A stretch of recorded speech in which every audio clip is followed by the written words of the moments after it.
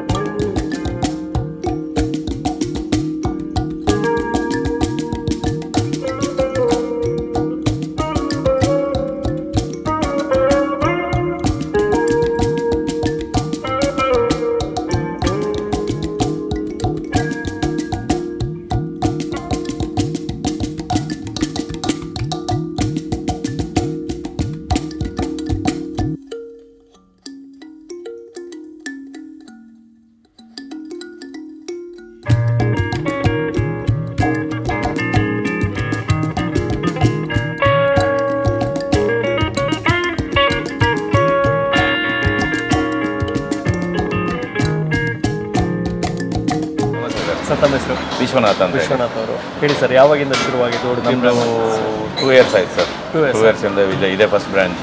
Okay. South Indian, ನಮ್ಮ speciality south Indian food. Okay. Idli sambar ತುಂಬ famous ಇಲ್ಲಿ. ಇಡ್ಲಿ ಸಾಂಬಾರು ತುಂಬ ಫೇಮಸ್. ತುಂಬ ಅಂದರೆ ಕಸ್ಟಮರ್ ರಿವ್ಯೂ ಚೆನ್ನಾಗಿದೆ ಅದಕ್ಕೆ. ಆಮೇಲೆ ದೋಸೆ ನಮ್ಮ ಸ್ಪೆಷಾಲಿಟಿ. ಮತ್ತು ಸೌತ್ ಇಂಡಿಯನ್ ಮೀಲ್ಸ್ ತುಂಬ ಲೈಕ್ ಮಾಡ್ತಾರೆ ಅದು. ಮತ್ತು ಮಾರ್ನಿಂಗ್ 7 to ನೈಟ್ 10 o'clock ತನಕ ಸೌತ್ ಇಂಡಿಯನ್ ಸರ್ವಿಸ್ ಇರುತ್ತೆ. ಎಲ್ಲ ಇಡ್ಲಿ ವಡ ದೋಸೆ ಇದೆಲ್ಲ. ಲಂಚ್ ಮಧ್ಯಾಹ್ನ ಮಾತ್ರ. ಮಧ್ಯಾಹ್ನ ಮಾತ್ರ. ಮತ್ತೆ ಇನ್ನು ಕೆಲವೊಂದು ಕಡೆ ತುಂಬ ಕಮ್ಮಿ ಬನ್ಸ್ ಸಿಗಂಥದ್ದು. ಹೌದು, ನಮ್ಮಲ್ಲಿ buns special. Udupi Brahmins kitchen ಅಂತ ಹೋಟ್ಲಲ್ಲಿ ಸ್ವಲ್ಪ ನಮ್ಮದು ಟಿಪಿಕಲ್ ಸೌತ್ ಕೇಂದ್ರ ಐಟಮ್ಸ್. ಮೊಸರು ಅವಲಕ್ಕಿ ಇಟ್ಟಿದ್ದೀವಿ. ಆಮೇಲೆ ಹಾಲ್ಬಾಯ್ ಮಾಡ್ತೀವಿ. ಹೌದು, ಯಾವಾಗಲೂ ಫೆಸ್ಟಿವಲ್ ಟೈಮಲ್ಲಿ ಜಾಸ್ತಿ ಮಾಡ್ತೀವಿ. ಮತ್ತೆ ಡಿಮ್ಯಾಂಡ್ ಇದ್ದಾಗ ಮತ್ತೆ ಮಾಡ್ತೀವಿ. ಅದು ಬಿಟ್ಟರೆ ಬನ್ಸ್ ಎವ್ರಿ ಡೇ ಇರುತ್ತೆ. ಬನ್ಸ್ 7:30ಗೆಲ್ಲ ರೆಡಿ ಆಗುತ್ತೆ. ಮಾರ್ನಿಂಗ್ 11 o'clock 11:30 ತನಕ ಸಿಗುತ್ತೆ. ಆಮೇಲೆ ಹೇಳಲಿಕ್ಕಾಗಲ್ಲ. ಮತ್ತೆ ಮಾರ್ನಿಂಗ್ ಎಷ್ಟು ಗಂಟೆಯಿಂದ ಸ್ಟಾರ್ಟ್ ಆಗಿ ನೈಟ್ ಎಷ್ಟು ಗಂಟೆ? ಮಾರ್ನಿಂಗ್ ಆ್ಯಕ್ಚುಲಿ ನಾವು 6 o'clock ಓಪನ್ ಮಾಡೋದು. ಈ ಟಿಫನ್ ಎಲ್ಲ ರೆಡಿಯಾಗಿ 7:30 ಆಗುತ್ತೆ. ಆಮೇಲೆ ಆನ್ಲೈನಲ್ಲಿ ಝೊಮ್ಯಾಟೋದಲ್ಲಿ ಇದ್ದೀವಿ ನಾವು. ಸ್ವಿಗ್ಗಿಯಲ್ಲಿ ಪ್ಲ್ಯಾನ್ ಮಾಡ್ತಾ ಇದ್ದೀವಿ. ಆಯಿತಾ, ಅದೇ 7:30ಗೆ ಓಪನ್ ಆದರೆ ನೈಟು 10 o'clock ತನಕ 10ವರೆಗೂ ಇದ್ದೇ ಇರುತ್ತೆ ಎಲ್ಲ. Sir, thank you sir, thank you so much. ಪಲ್ಯ ಏನು ಪಲ್ಯ ಇವತ್ತು? ಹಾಗಲಕಾಯಿ ಪಲ್ಯ. ಓ, ಹಾಗಲಕಾಯಿ ಪಲ್ಯ, ಸೂಪರ್. ಅವಲಕ್ಕಿ ಪಾಯಸ, ಪೆಪ್ಪರ್ ರಸಮ್,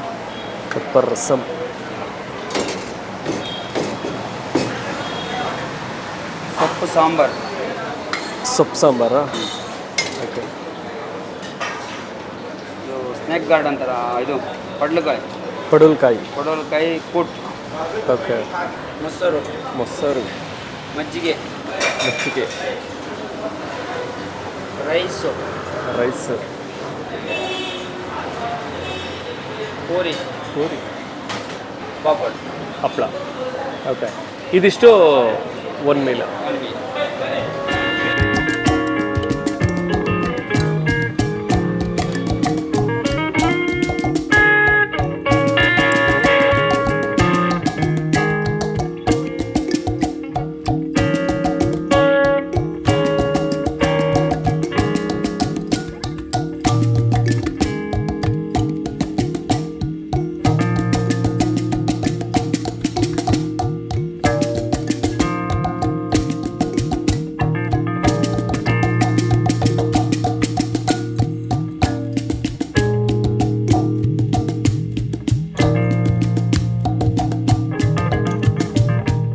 ಉಡುಪಿ ಬ್ರಾಹ್ಮಿನ್ಸ್ ಕಿಚನಲ್ಲಿ ತೊಗೊಂಡಿರೋಂಥದ್ದು ಇಡ್ಲಿ ಮತ್ತು ವಡೆ.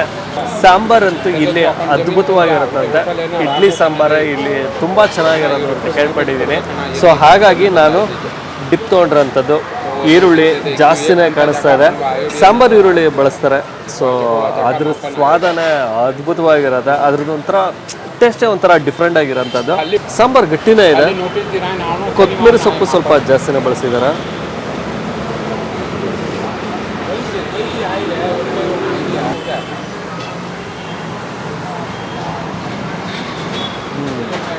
ಆ ಸಾಂಬಾರು ಅಂದಾಗ ಆ ಸ್ವೀಟ್ನೆಸ್ಸು ಮತ್ತು ಆ ಟೊಮೊಟೊ ಹಣ್ಣಿನ ಹುಳಿ ಇದೆಯಲ್ಲ ಅದು ಬಹಳ ಇಷ್ಟ ಆಗುತ್ತೆ. ಹುಳಿಯಾಗಿ ಸಿಗುತ್ತೆ. ಟೊಮೊಟೊ ಹಣ್ಣನ್ನು ಸ್ವಲ್ಪ ಜಾಸ್ತಿನೇ ಬಳಸಿದ್ದಾರೆ. ಮತ್ತು ಆ ಈರುಳ್ಳಿ ಘಮ ಇದೆಯಲ್ಲ ಅದು ಬಹಳ ಇಷ್ಟಪಡೋಂಗೆ ಮಾಡೋಂಥದ್ದು. ಇಡ್ಲಿನೂ ಅಷ್ಟೇ ಅದ್ಭುತವಾಗಿದೆ. ತಟ್ಟೆ ಇಡ್ಲಿ ಅಲ್ಲ, ಚಿಕ್ಕ ಇಡ್ಲಿ ಬಾಯಿಗೆ ಇಡ್ತಿದ್ದಂಗೆ ನೀಟಾಗಿ ಹರಡ್ಕೊಂಬಿಡುತ್ತೆ ಇಡ್ಲಿ ಅಷ್ಟೇ ಮೃದುವಾಗಿ ಬರೋಂಥದ್ದು.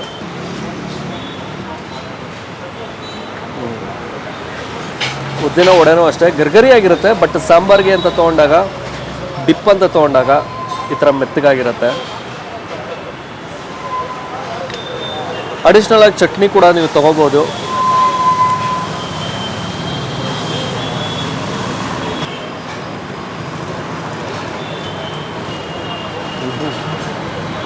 ಸಾಂಬಾರಲ್ಲಿ ಅಷ್ಟು ನೆಂದಿದ್ರು ಕೂಡ ಆ ಔಟರ್ ಲೇಯರು ಗರಿಗರಿ ಆಗಿದೆ. ಈಗಲೂ ಕೂಡ ಆ ಕರಮ್ ಅನ್ನುತ್ತೆ, ಸಕ್ಕತ್ತಾಗಿದೆ. ಇನ್ನು ಅದೇ ಈಗೇನು ಆ ಸಾಂಬಾರು ಅಂದಾಗ ಆ ಹುಳಿ ಅಂಶನೇ ನನಗೆ ಬಹಳ ಇಷ್ಟ ಆಗುವಂಥದ್ದು. ಚೆನ್ನಾಗಿ ಹೀರ್ಕೊಂಬಿಟ್ಟಿದೆ.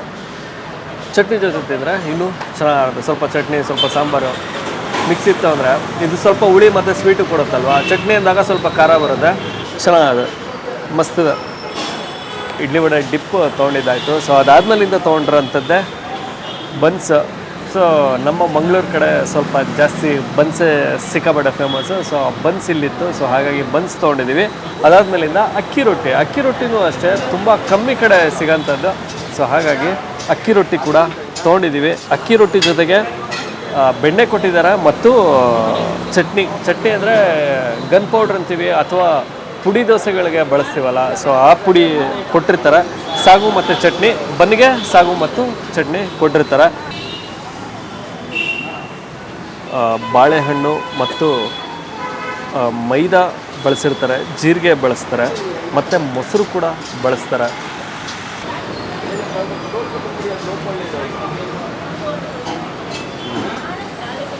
ಬನ್ಸ್ ಅಂದಾಗ ಸ್ವಲ್ಪ ಬಾಯಿ ಕೆಲಸ ಜಾಸ್ತಿ ಕೊಡಲೇಬೇಕಾಗತ್ತೆ, ಸ್ವಲ್ಪ ಚೂಯಿ ಜಾಸ್ತಿ. ಮತ್ತು ಯಾಕಂದರೆ ಮೈದಾ ಬಳಸಿರ್ತಾರಲ್ಲ, ಸೊ ಆ ಕಾರಣಕ್ಕೋಸ್ಕರ. ಮತ್ತಿನ್ನು ಜೀರಿಗೆ ಬಳಸಿರ್ತಾರೆ, ಜೀರಿಗೆ ಘಮ ನೀಟಾಗಿ ಗೊತ್ತಾಗ್ಬಿಡುತ್ತೆ. ಸ್ವಲ್ಪ ತಿಂದಾದ್ಮೇಲೆ ನಿಮಗೆ ಆ ಸಿಹಿ ಅಂಶ, ಬಾಳೆಹಣ್ಣಿನ ಸಿಹಿ ಅಂಶ ಇದೆಯಲ್ಲ ಅದು ನಿಮಗೆ ಗೊತ್ತಾಗೋಕ್ಕೆ ಶುರುವಾಗೋಂಥದ್ದು. ಸಕ್ಕತ್ತಾಗಿದೆ. ಸಾಗು ಮಸಾಲೆ ಏನು ನಿಮಗೆ ಗೊತ್ತೇ ಆಗಲ್ಲ, ಮಸ್ತಿದೆ.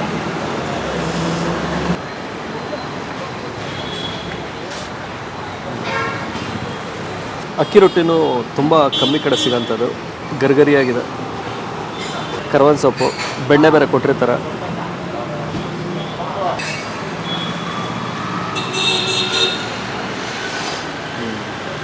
ರೊಟ್ಟಿ ಅಂದಾಗ ಗಟ್ಟಿ ಬಂದೇ ಬರುತ್ತೆ, ಖಡಕ್ಕಾಗಿರ್ಬೇಕು. ಸ್ವಲ್ಪ ಖಡಕ್ಕಾಗಿದ್ರೇ ಚೆಂದ. ಮತ್ತು ಇನ್ನು ಕರ್ಬೇವಿನ ಸೊಪ್ಪು ಬಳಸಿರ್ತಾರೆ.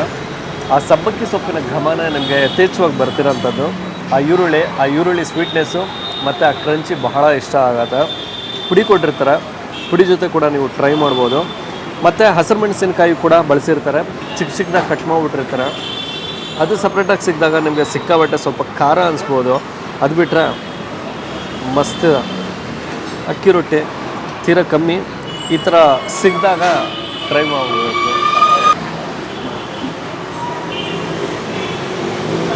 ಕ್ಯಾರೆಟ್ ಕೂಡ ಬಳಸಿರ್ತಾರೆ, ಮಸ್ತಿದೆ. ಮತ್ತು ಇನ್ನು ಬೇಬಿ ಗೋಡಂಬಿನೂ ಕೂಡ ಬಳಸ್ತೀವಿ ಅಂತ ಅಂದರು. ಇನ್ನು ಗೋಡಂಬಿ ಕೂಡ ಬಳಸಿರ್ತಾರಂತೆ ಆ ಒಂದು ರಿಚ್ನೆಸ್ಗೋಸ್ಕರ. ಲೈಟಾಗಿ ಸ್ವಲ್ಪ ಜೀರಿಗೆನೂ ಬಳಸಿದ್ದಾರೆ ಮತ್ತು ಬಿಳಿ ಎಳ್ಳು ಕೂಡ ಬಳಸಿದ್ದಾರೆ.